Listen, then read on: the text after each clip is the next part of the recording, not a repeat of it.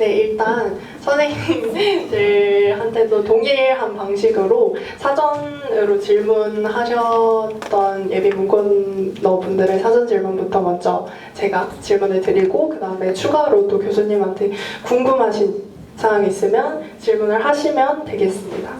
부모님에게 나는 한대 문콘을 꼭 가고 싶다고 설득을 해야 하는데 좀 더 어필을 할 수 있는 부분이 있지 않을까 하는 질문에서 해주신 것 같은데요.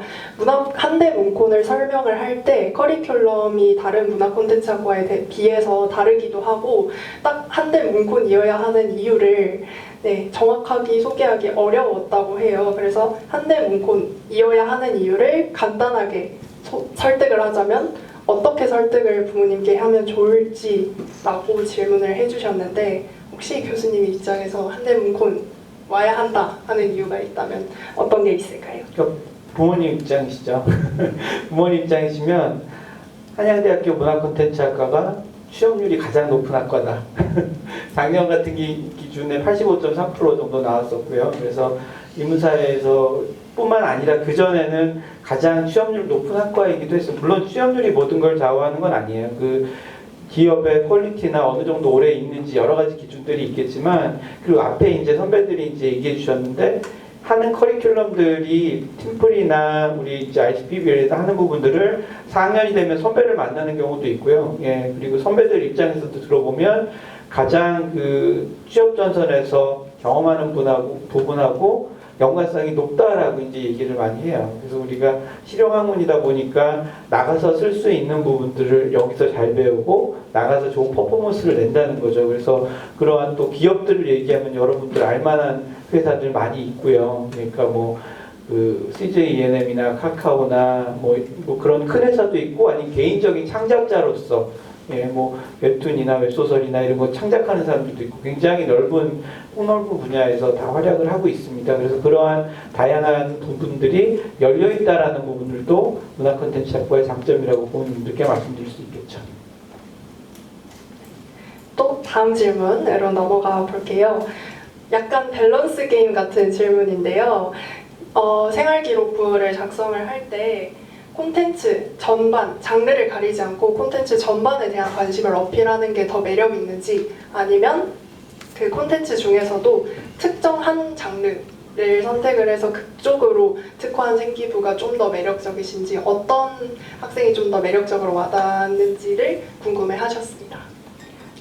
네, 이거는 저는 거꾸로 물어봐야 될 것 같은데요. 답이 없고요. 답이 없습니다. 그러니까 예를 들면 내가 특정한 콘텐츠에 관심이 아직 없어. 그런데 억지로 그게 유리할 것 같아서 사실 내 꾸며낼 수도 없잖아요, 여러분, 그죠? 다들 굉장히 구체적으로 자기가 했던 활동들을 구체성이 많이 드러나니까. 그래서 그냥 관심이 있다면 그 본인 자체를 드러내는 게 맞고요. 근데 본인을 드러냄에 있어서 어떤 특정 콘텐츠가 두드러진다면 그냥 있는 그대로 드러내시면 됩니다. 그런데 그게 아니라 예를 들면 나는 정말 다양한 콘텐츠에 관심이 많은데 이 다양한 콘텐츠에 접근할 때 내가 가지는 어떤 땡땡한 특성이 있거나 땡땡적 그런 경향이 있거나 그런 게 있다면 그런 경향을 내세우시면서 다양한 콘텐츠들을 잘 갈무리하시면 되겠죠. 그러니까 이거는 방법의 차이, 전략의 차이일 뿐이지 결국 중심에는 내가 있다라고 생각을 해주시면 될 것 같아요. 좋습니다. 그리고 마지막 질문인데요. 진로 관련해서 궁금해하시는 친구들이 굉장히 많았어요. 졸업하면은 어떤 분야로 취업을 한 케이스들이 있었는지, 그리고 진로가 어느 정도로 다양한지 이런 것들을 여쭤보셨습니다. 아까 잠깐 말씀드렸지만 굉장히 다양한 쪽에 취업을 하고 있고요. 그래서 국내 큰 우리가 아는 삼성 같은 기업이나 네이버 같은 곳에도 있고, 아까 얘기한 것처럼 자기가 개인 사업자로서 하는 그 취업자들도 있습니다. 굉장히 다양하고, 심지어 해외에 나가서 그 테마파크를 디자인하는 일을 하는 친구도 있어요. 굉장히 폭넓게 다양한 쪽에 이제 취업을 하고 있고요. 물론 이제 문화 콘텐츠 연관된 쪽에 가장 많이 가고, 하지만 문화 콘텐츠와 연관되지 않은 일반 기업에서 콘텐츠 관련된 일을 할 수도 있고 창의적인 기획적인 이런 일을 하는 경우도 덜어 있습니다. 그래서 여러분들이 알만한 곳은 다 곳곳에 선배들이 나가 있다라고 생각하시면 될 것 같습니다. 지금 뒤에 김영재 교수님 앉아 계신데요. 어제 저희가 그 오전에 제가 잠깐 말씀드렸던 그 20주년 행사 관련된 회의를 진행하셨는데 우리 김영재 교수님께서 학과에 이제 오래 계시다 보니까 많은 졸업생들 네, 한복판에 계십니다. 그래서 이제 DB 정리를 직접 해주셨어요. 이 분야별로. 진짜 깜짝 놀랄 정도로 굉장히 다양한 문화 콘텐츠 기업에는 이제 우리 한대문콘 선배들이 다 있고 리딩을 하고 있고 뭐 스타트업, 그다음에 뭐 크리에이터, 여러분 잘 아시는 영화, 뭐 게임, 뭐 웹툰, 뭐 혹은 뭐 커머스 플랫폼까지 정말로 이제 다양하게 나가 있다라고 생각을 해주시면 될 것 같아요. 그래서 여기서도 결국은 이제 내가 뭘 어떻게가 이제 중요한 게 아닌가라는 생각이 들었습니다. 여기까지가 사전 질문이었고요. 또 추가로 교수님께 질문하고 싶으신 분 계시다면 손들어서 질문해 주시면 될 것 같습니다. 그 학종 인원이 줄어들어서 자율 전공도 생각하고 있는데요. 혹시 생기부에 콘텐츠가 되게 많은데 문화 콘텐츠만 꿈꿔와서 근데 그 내용이 자율 전공에 불리하게 영향을 미칠까요? 그 자율전공은 사실 처음이라서 누구도 이렇게 구체적으로 얘기하기 힘들어요. 근데 이제 저도 이제 학교에서 기획하는 입장에서 이제 얘기를 하면 그 인문사회 쪽에서 또는 자율전공 조금 더 설명을 드리면 라이언스 칼리지라고 하는데 전체 자율전공이 한 223명이 있고요. 그리고 자연계열 그리고 인문사회 계열이 또 95명이 있어요. 그래서 전체나 인문사회 계열에 오면 문화 콘텐츠로 올 수 있는 문이 열려 있다고 보시면 되는 거예요. 그래서 그쪽에서 이제 여러분들이 들어올 수 있는 다른 길일 텐데 거기는 어떻게 뽑힐지 잘 몰라요. 물론 이제 거기도 면접도 할 거고 여러 가지 그 전공들이 또는 학생부 교과도 있을 건데 그러니까 거기서는 오히려 세부적인 걸 보기보다는 전반적으로 퍼포먼스를 내는 학생인지를 아마 볼 것 같고 들어와서 그 학과를 찾아가는 일들을 서포트하고 돕는 일을 할 거예요. 예, 그래서 자율전공은 보통 그 전체 계열 같은 경우에는 통상적으로 다른 학교들도 보면 그 학교에서 가장 인기 좋은 학과보다 그 다음 정도 수준이에요. 그 점수가. 그래서 낮지는 않다라고 생각을 하시면 될 것 같고요. 그러니까 문화 콘텐츠 학과는 인문사회 계열에서는 가장 높은 수준이니까 만약에 문화 콘텐츠 학과 직접 해서 어려우면 인문사회 자율전공을 시도해보시는 것도 괜찮을 수는 있어요. 예, 그리고 또 그게 한양대학교 에리카에서 적극적으로 지원을 하는 프로그램이다 보니까 오히려 메리트가 있는 부분들도 있습니다. 여름에 다 글로벌 서머스쿨 다 보내주고요.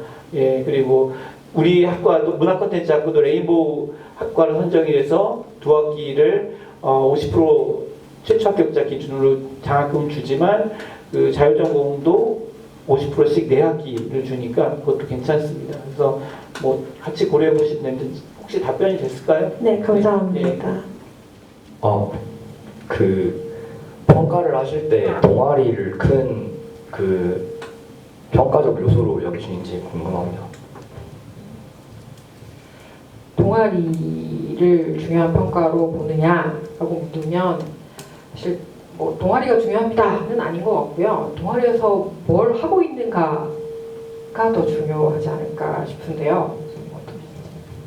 그래서 결국은 그 선생님들이 평가를 하실 때는 그냥 크게 얘기했죠.